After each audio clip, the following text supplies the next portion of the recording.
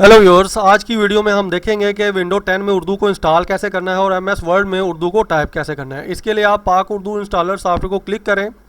जब आप इसको क्लिक करेंगे तो इसके विज़िट को आपने स्टेप बाय स्टेप फॉलो करते हुए उर्दू को अपने कंप्यूटर में इंस्टॉल कर लेना है। जब उर्दू इंस्टॉल हो जाएगा तो नोटिफिकेशन एरिया में राइट कॉर्नर में इसका आइकन क्रिएट हो जाएगा। उसके बाद नेक्स्ट स्टेप जो है आपने क्या करना है, आपके पास जो नेसेसरी फ़ॉन्ट्स हैं उर्दू के वो होने चाहिए। अगर नहीं है तो उनको वो आप क्या करें, नेट से डाउनलोड कर लें। अब हम क्या करते हैं, इन फ़ॉन्ट्स को हमने कर लिया है कॉपी और उसके बाद हम जाएंगे कंट्रोल पैनल में।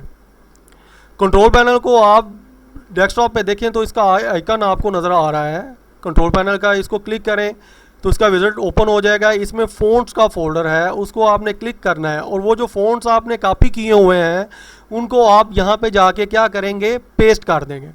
जब आप एक दफ़ा वो फ़ॉन्ट्स यहाँ पे पेस्ट कर देंगे तो वो आपको एमएस वर्ड के अंदर भी अवेलेबल होंगे, एमएस पावर पॉइंट के अंदर भी अवेलेबल होंगे, एमएस एक्सेल के अंदर भी अवेलेबल होंगे।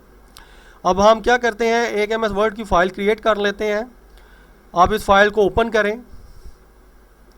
जब आप इस फाइल को ओपन करेंगे तो कीबोर्ड से आपने एक शॉर्टकट की प्रेस करनी है R+Shift, तो आपका कीबोर्ड का लेआउट जो है वो उर्दू में चला जाएगा। उसके बाद फ़ॉन्ट्स के फोल्डर में फ़ॉन्ट्स की ऑप्शन में आपने जाना है, वहाँ से आपने एक फ़ॉन्ट सेलेक्ट करना है, नफीस नस्तालिक।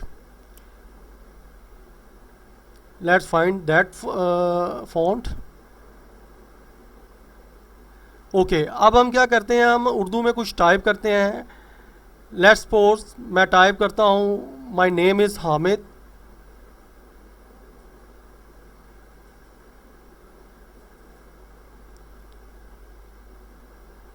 और इसके बाद नेक्स्ट लाइन हम टाइप करते हैं माय कंट्री इज़ पाकिस्तान।